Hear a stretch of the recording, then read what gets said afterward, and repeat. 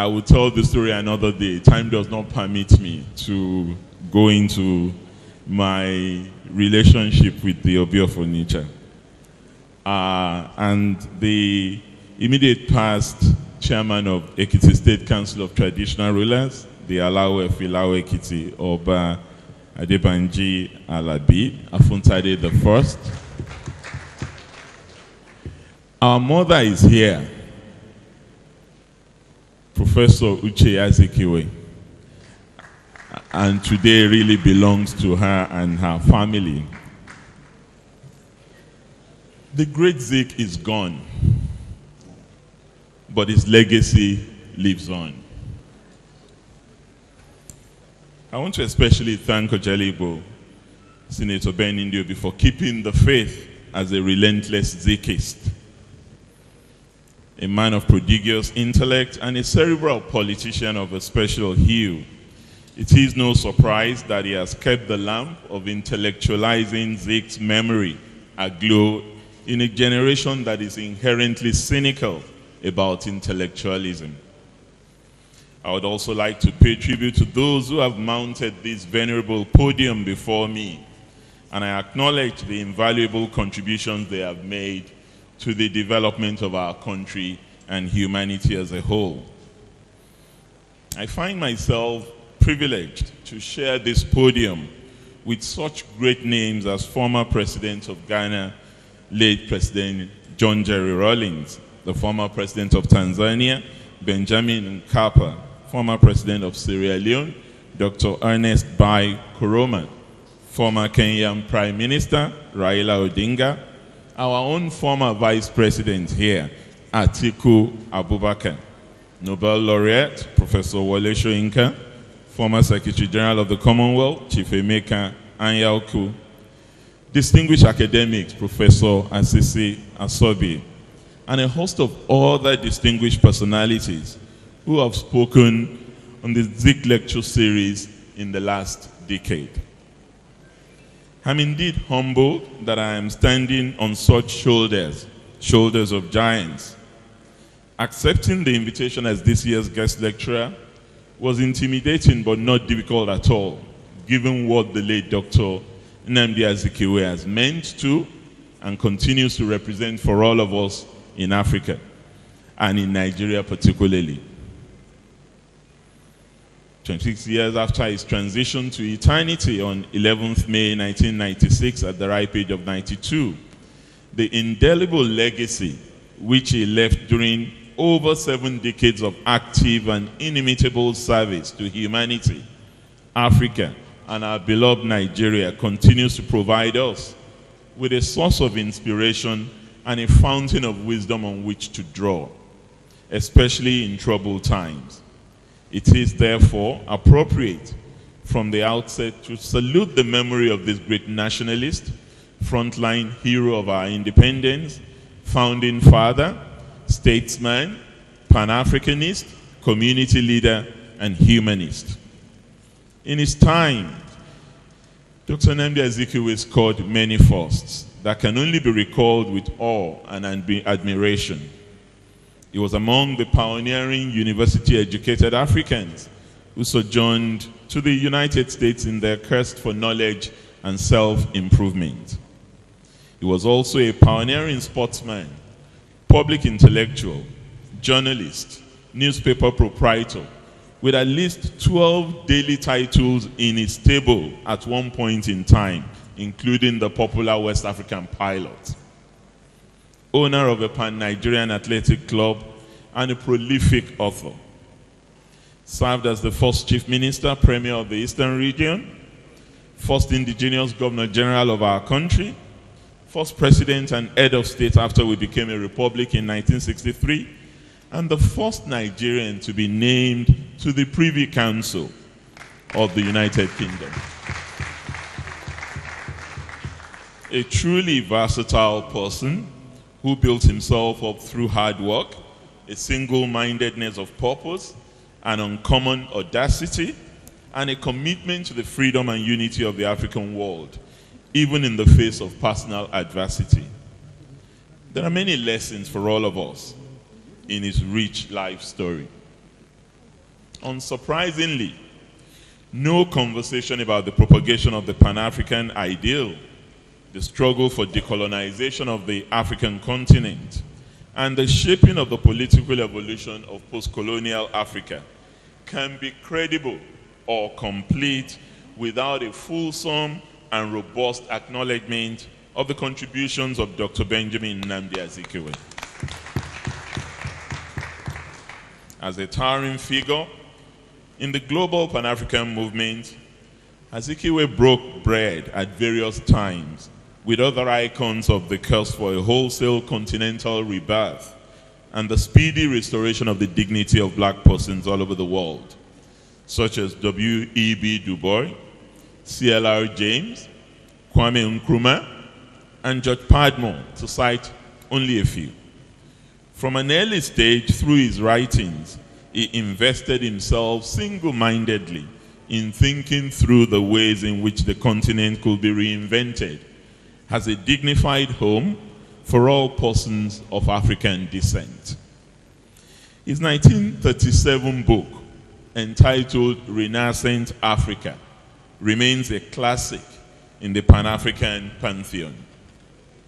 And as an indefatigable fighter for the right of all colonized Africans to self-determination and independence, he effortlessly found common cause with other key figures of the African anti-colonial movement, such as Albert Macaulay, whose right-hand associate and successor he subsequently became, Ahmed Bembela, Julius Nyerere, Jomo Kenyatta, Hastings Kamuzu Banda, Kenneth Kaunda, the Magai brothers of Sierra Leone, and Ahmed Sekou Touré, among others.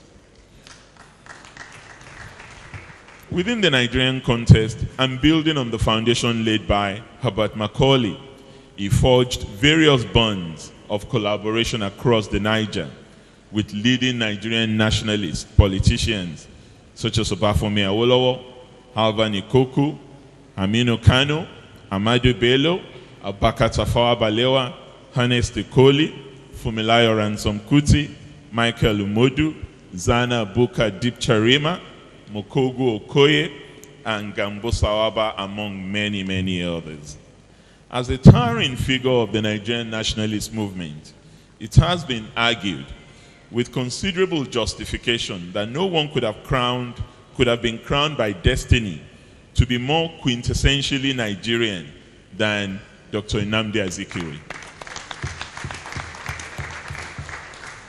With his ancestry right in the heart of Igbo land in the east, an umbilical cord buried deep in the soil of Zungeru in the north, and professional career nurtured in Yoruba land in the west, Zik was the complete, all-rounded Nigerian who spoke the three major languages in the country fluently, and more than any of his contemporaries was very easily at home in all parts of the country, including the different places in which he sojourned as a child, student, young professional, and frontline politician. Many have a potentiality to be great. Azikiwe had the genius to translate that potentiality into a reality that has outlived him. Excellencies, distinguished ladies and gentlemen, I have gone to some length to paint a picture of Dr. Azikiwe just as a gentle reminder to us all that the example of the colossus of a person we're gathered here today to celebrate tells us that despite all the odds, Nigeria has and continues to produce giants whose remarkable deeds leave indelible marks in the sands of time for us to harvest and profit from. What set Zik and some of his contemporaries apart from others was not that they were perfect people, but the fact that they were perfectly wedded to their forward-looking ideas about the place of the African, and indeed the Nigerian, in the world. In this regard, Zik believed in the power of knowledge and ideas as an important pathway to achieving the African Renaissance and for restoring the dignity of global Africa. No matter how old an individual may be, Zik once said, no matter if he is young or old, if he thinks in accordance with the times, he is immortal. Dr. Azikiwe's immortality is based on the enduring power of his pragmatic thoughts and ideas, which remain relevant to our continuing experience as Africans, regardless of ethnic origin, religion, or region. The overarching theme of this combined 9th and 10th lecture series is security, governance, and nation building. It's a timely subject for us to reflect upon collectively, given the myriad of intertwining security and governance challenges we are all having to deal with in Nigeria, and indeed in many other places around the world. I cannot help but wonder if the great Sikh were to be alive today, what he would have to say to some of the many challenges that face us as a nation. What would have been Zik's idea of nation building amidst the centrifugal forces emerging from almost all parts of the country to challenge the foundations of our nationhood as a united Nigeria? It seems to me that it will be fair to say, as Zik would have done, that national security and development are dependent on a resolution of the national question and the associated demands of nation and state building. History and comparative experience teach us that where a broad consensus has been built on the fundamental issues underpinning the national question, security and development becomes much easier to attain and to sustain. One of the most critical factors for the success of any nation is the achievement of a broad and enduring consensus amongst the elite drawn from the various walks of life on a fundamental set of questions that are germane to the establishment and nurturing of a stable foundation for the pursuit of security and development. Yet, on the other hand, this is not a charge to be left to political elites only, as doing so is bound to create resentment and feelings of exclusion among lay citizens. A nation's theory of development can only derive from the consensus that has been forged on key national questions, especially those questions related to the issues of identity, religion, participation, justice, and the overall management of diversity. How these are mobilized to define the value of citizenship and to set the parameters for inclusion or exclusion within the nation's socio-economic and political space. As such, there can be no successful nation building in our current climate, where a wide section of our citizens are apathetic to the very idea of the nation state and perceive the political institutions that govern them as enemies. For many, nation building is no more than an age-old idealistic rhetoric that has no bearing on lived realities. My argument has always been, though, that we cannot speak of national development without first resolving the key issues of nation building. I make bold, therefore, to say that the security challenges that are confronting us in all their various dimensions and ramifications, and all the issues of governance instability that we are confronted with, are directly consequential upon our inability to settle some fundamental questions of nationhood and find points of convergence in a plural society like ours, where the very existence of the nation itself is easily brought to question at the slightest provocation. It should serve as a warning to us that the very foundation upon which the nation is standing is either weakening or has collapsed.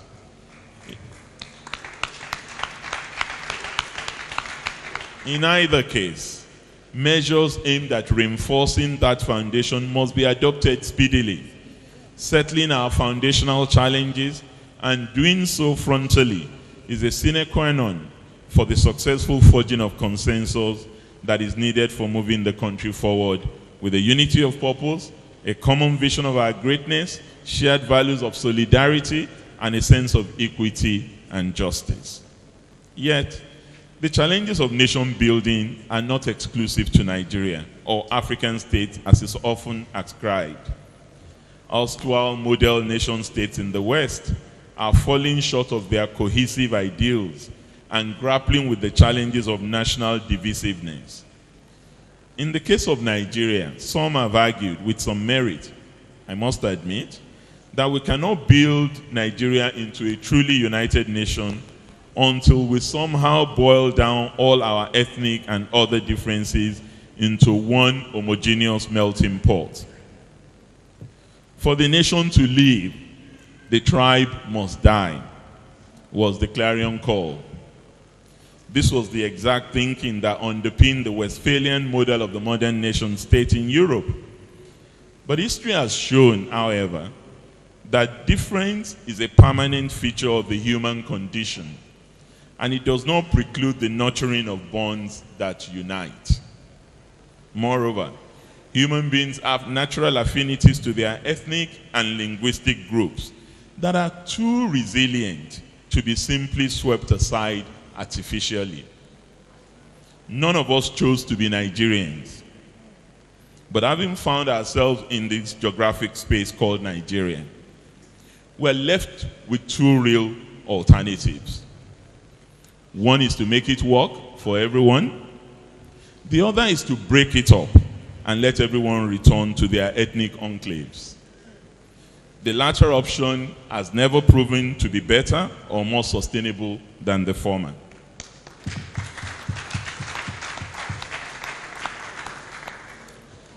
Speaking in the context of Nigeria's three regions, in the early years of our independence, Dr. Azikiwe noted as follows, and I quote, "Each of our three regions is vastly different in many respects, but each has this in common, that despite variety of languages and customs or difference in climate, all form part of one country, which has existed as a political and social entity for 50 years at the time he was writing.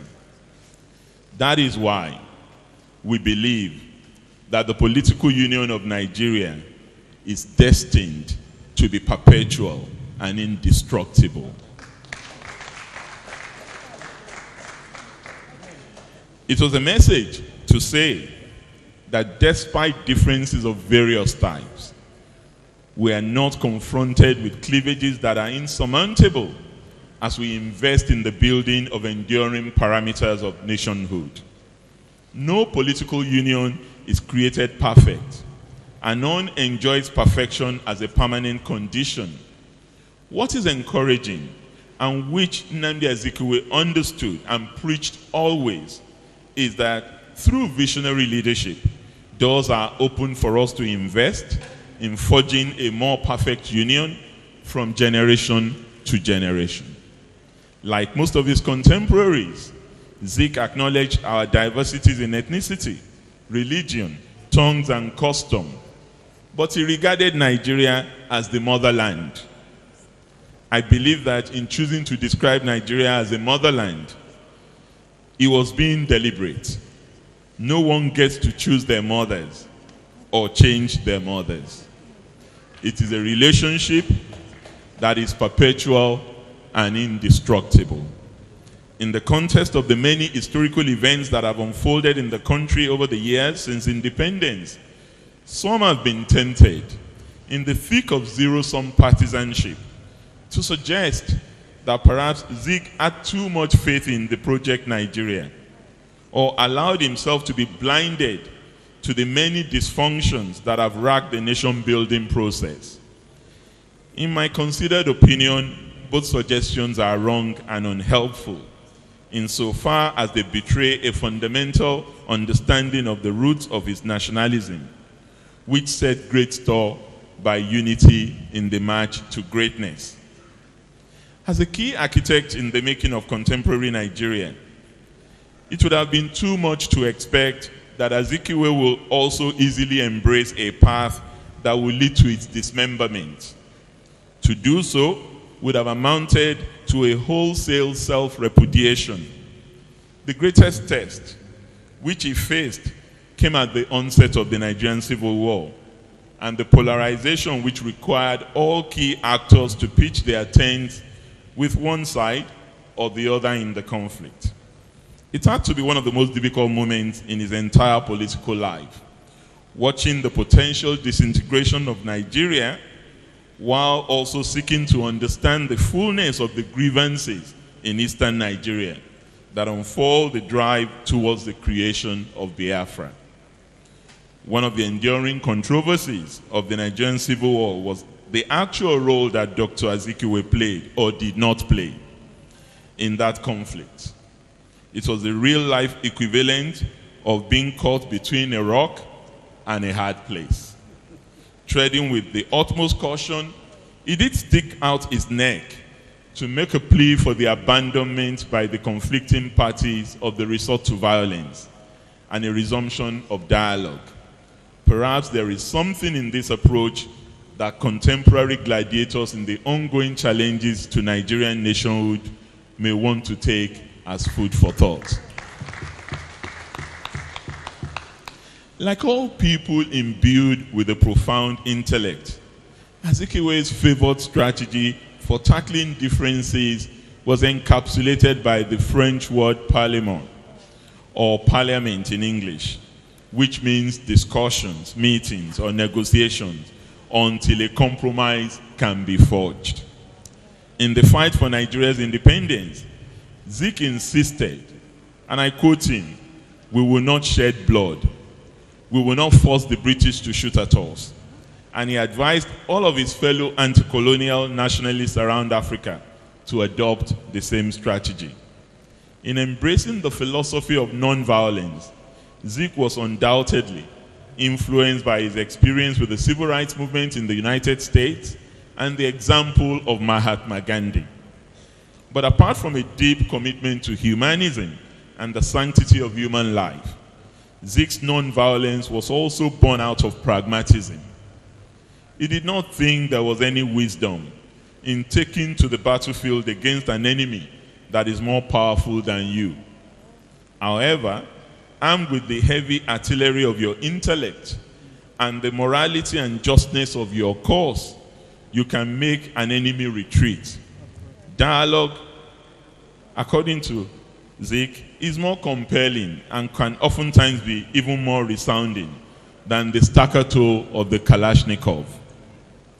Zik's non-violence also had nothing to do with the surrender mentality, as some have suggested. Thus, even as he made efforts to stop the Nigerian Civil War from becoming an inevitability and escalating, he also made it clear that justice, fairness, and equity in the administration of the Commonwealth were fundamental preconditions for peace and unity to be won and sustained. He called for an end to the war hostilities and the reintegration of the Biafrans back into Nigeria, provided, he said, and I quote, that Nigeria will continue to ensure the safety of persons and properties of Biafrans in one united country where all its citizens will be treated as equals without any discrimination, and where there will be opportunities for all citizens and inhabitants.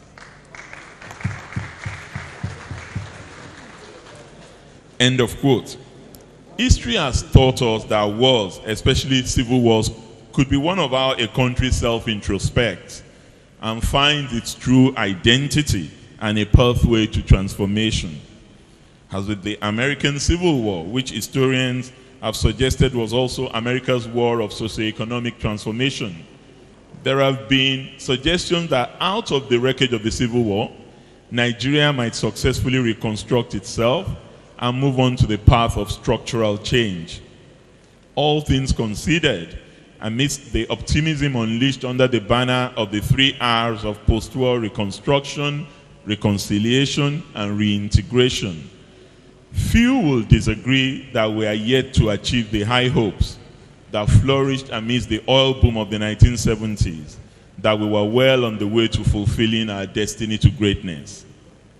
with persistent challenges of state and nation building and a myriad of developmental discontent, the rise of separatist agitations in recent years, and the rhetoric of such agitation indicates that there are still people in this country, indeed many of them, who feel that Nigeria is not working for them, who still feel marginalized in the scheme of things, who frame this discontent in ethnic, religious, or regional terms, and who believe that the only solution is for them to be allowed to go and form their own country. It is important to note that complaints about marginalization are not exclusively or always solely directed at the federal center. Within the regions and states that have made up the Nigerian Federation at various times since 1960, people who feel they are not getting a fair deal or equality of opportunities also complain of marginalization. The standard solution that has been pursued has been to clamor for more states in the expectation that the interest of those who feel marginalized will be better served if they have a state of their own to themselves. Going by the persistent agitation for the creation of more states, it is easy to assume that discontent at the subnational level is real, persistent, and widespread. Since the 1946 Richards Constitution that created the 3 regions of the Nigerian Federation, agitations for the creation of more regions had been rife, particularly among the minority ethnic groups. The subsequent creation of states in 1967, 76, 87, 91, and 96 has not stemmed the vociferous demand for more states. While the 2005 National Political Reform Conference set up by the Obasanjo administration concluded that the creation of new states was not feasible, the 2014 National Conference by the Jonathan administration recommended the creation of 18 new additional states to make Nigeria into a federation of 54 states. The infinite political market for the creation of an ever-increasing number of states in the Nigerian federal system is an indicator of the fact that the successive rounds of state creation, which we have had to date, have not produced the El Dorado that successive generations of agitators thought the exercise would produce. The more states are created, the more new perceptions of marginalizations have multiplied. It cannot be viable to steer the country into an over-fragmentation that cancels out the effectiveness of the administration of the common good. Another argument by those who are still clamoring for the creation of more states is that doing so will bring government closer to a particular people who are otherwise marginalized under a current arrangement. Even if this were true, it is debatable whether mere geographical proximity can deliver good governance and improve the quality of lives of the people without a corresponding commitment to development generally. Shared geographical space does not automatically translate into shared resources and equitable and fair distribution. Solidarity can at times be situational, and if there is nothing more than agitation for states without deeper commitments to what constitutes shared values between state and citizens, the center may not hold. There is no such thing as a homogeneous society, not even a homogeneous family. The ties that bind are the mutually shared values that accommodate differences. In the absence of this, conflict is almost always inevitable. Perhaps of greater concern is the growing evidence that many of our states are fast becoming economically unviable. This situation will get worse as the amount that will be available for allocation from the center dwindles in tandem with the decline in oil revenues. It is therefore reasonable to argue that the solution to the problem of lack of equity or marginalization within a state is not the creation of more states, which may end up only creating new arenas of conflict. Even if it were possible to ensure that only people of the same ethnic group or religion occupy a state, this will still not stop the complaint of marginalization, as some people would always be better off than others. I am from one of the most homogeneous states in Nigeria, and I can confirm to you that there is still agitation of marginalization. The argument against the agitation for the creation of more states can also be extended to those who think that the best solution to the problem of real and or perceived marginalization in Nigeria is outright secession from the country. While it is easy to understand the sentiment that drives the kind of extreme positions adopted by groups like the MASOB or IPOB or Oduor National Movement, one would still have to question whether this is indeed the best solution in the best interest of the people on whose behalf they have claimed to pursue the struggle. In attempting a response, it may be pertinent for us to remind ourselves of the experiences of countries that have faced the same kinds of challenges to unity and nationhood in recent times. I would like us to pause and look at the experience of these countries. Amidst massive global goodwill, South Sudan declared independence from Sudan in 2011, following an agreement signed in 2005 to end what was regarded as Africa's longest civil war. According to South Sudan sources, the war was fought to resist Islamization and Arabization by the North and to preserve their ethnic identity as Africans, animists, and Christians. The discovery of rich deposits of crude oil in the South also added fuel to the conflict and reinforced agitations for separation, especially after the death in a near crash of the historic leader of the Sudan People's Liberation Movement, John Garang. Those who had expected independence to bring the long overdue peace to the Sudan, North and South, were sorely disappointed when within 2 years of winning the freedom to self-determination, a civil war broke out within South Sudan itself, leading to the death of over 400,000 people and the displacement of an estimated 4 million more. In the period since then, the young country has alternated between conflict and uneasy peace, complete with a UN peacekeeping mission. In the meantime, in what was left of Sudan after the separation of South Sudan and its accession to independence, various mini-conflicts underwritten by an assortment of armed groups challenging the authority in Khartoum have been the order of the day. Darfur in Sudan became both an embodiment and symbol of the tragedy of war that befell the country, even as South Sudan was also locked in a violent struggle for power driven by interethnic distrust and an unreconstructed system of political monopoly. Since the ousting of President Omar al-Bashir in 2019, the North itself had been trapped in an unhappy transitional arrangement that has culminated in a second flexing by the military of its muscle in the domestic political process. So those who are sold on the logic of secession may counter this analogy by outlining the differences between South Sudan and southeast of Nigeria and how the outcome of independence will be different in both cases. It is true that while the southeast of Nigeria is relatively homogeneous in language, culture, and religion, South Sudan has about 60 different ethnic groups. However, it is important to remember that when they were united in the fight against Khartoum for independence, the South Sudanese put up a united, practically homogeneous front. The breakdown in their unity only burst into the open as independence loomed. No matter how homogeneous it may appear, no society is ever bereft of differences and cleavages that require to be managed on an ongoing basis through engaged and visionary leadership.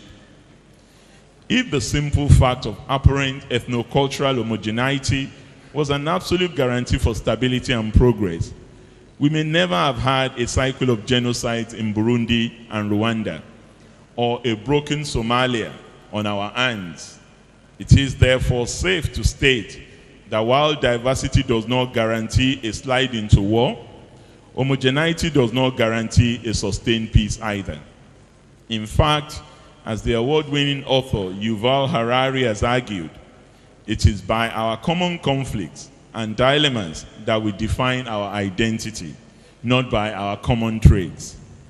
Therefore, he observes, the people we fight most often are our own family members.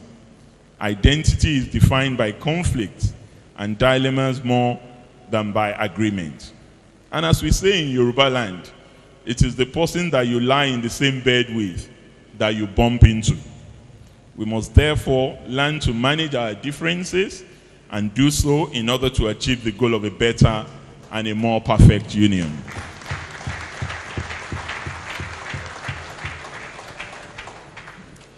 If separation and secession are not as easy or simple as their proponents imagine, and given that they do not provide any guarantees that a better future can be secured through them, the demands for a national restructuring will seem to me to be worth keeping on the table for deeper consideration.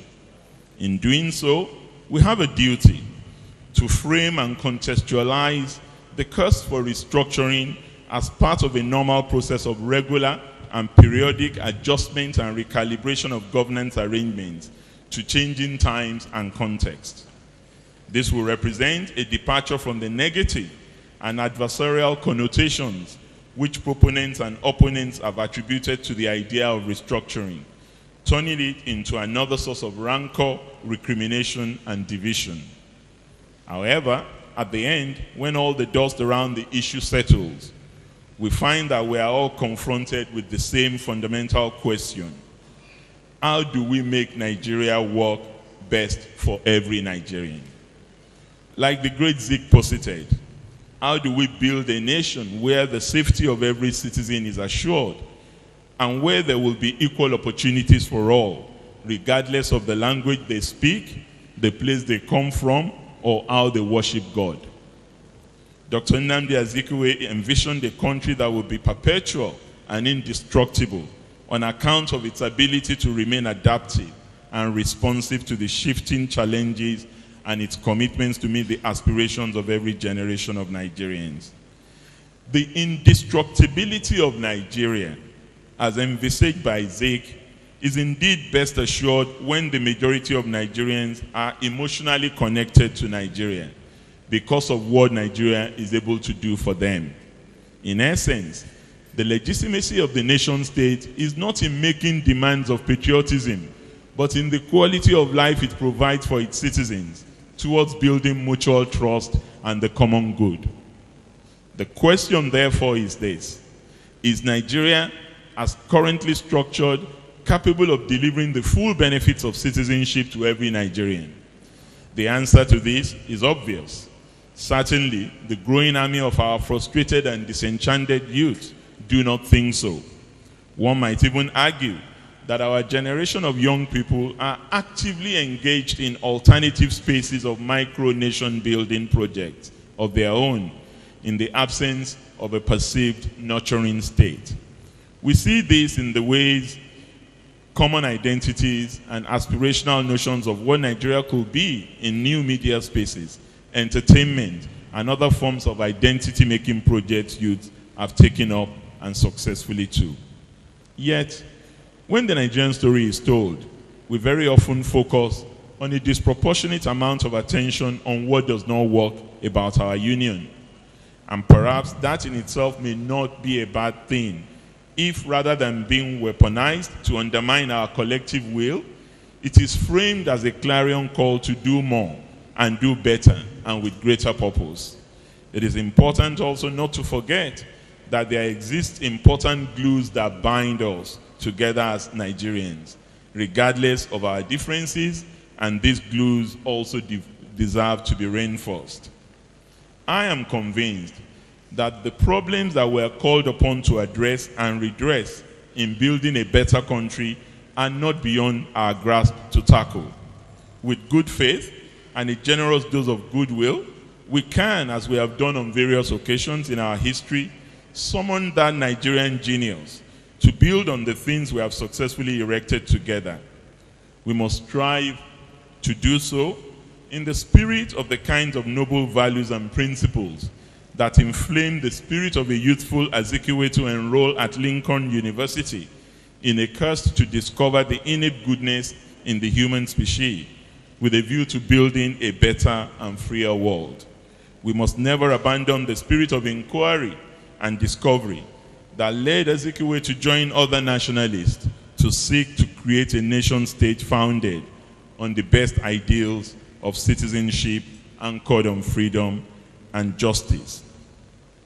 We, the people of Nigeria, must truly mean that our considered aspirations are fed into the document that will form the fundamental organizing principle of our nationhood. The opportunities are there. The question of how to develop our democratic system that meets the expectations of our people and restores people's trust in government, how to bring ethical principles, empathy, and efficiency into the heart of government and leadership at all levels, how to harness our demographic advantage and translate our youth population into an asset rather than a time bomb, how to build a society that is governed by the rule of law, how to build an electoral system that is reliable and efficient, or how to build a trusted, dependable, and efficient judiciary. All these are at the very heart of what I see as the broad package of restructuring that we need to work towards. It is a package around which we can forge a broad consensus. And I believe that we don't need to go through another war or tear down our country to arrive at such a consensus. Of course, the cynics amongst us would like to ask me that if I'm so confident that we can resolve these issues through dialogue or any other form of parliament, how come such previous efforts have failed to lead to the desired outcomes? My answer will be that the national transformation that we seek can only happen through the transformation of the individual, and the individual's transformation in relation to fellow citizens and in relation to the nation itself. People create systems and not the other way around. It is only by the transformation of the individual that we can hope to do that which is necessary for the transformation of our country. While the notion of social contract is central in exploring the relationship between the state and citizens, as the rabbi and moral philosopher Jeffrey Sachs reminds us, it is inadequate in dealing with our current challenges simply because social contract creates a state. Social covenant creates a society. Social contract is about power and how it is to be handled within a political framework. Social covenant is about how people live together despite their differences. Social contract is about government. Social covenant is about coexistence. Social contract is about laws and their enforcement. Social covenant is about the values we share. Social contract is about the use of potentially coercive force.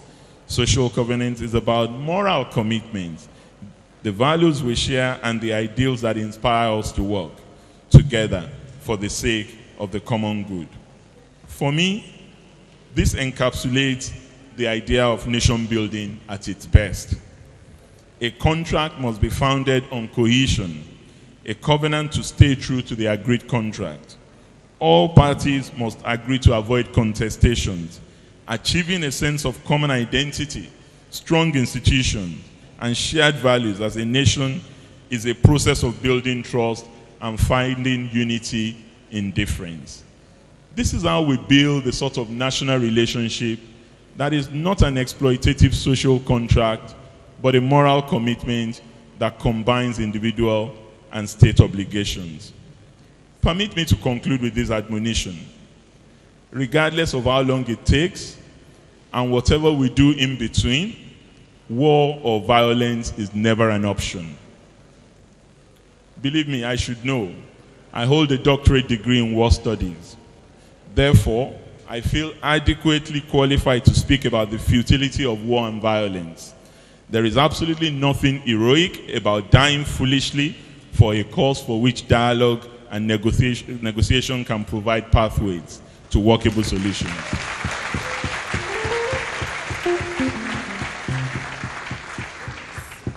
Whatever is worth fighting for is worth staying alive for. I can very much hear this refrain flowing from the life experience and legacy of Dr. Nnamdi Azikiwe. And if the great Zik were alive today, this is precisely what he will be telling this august gathering. Let us hearken to his words of wisdom. Thank you for listening.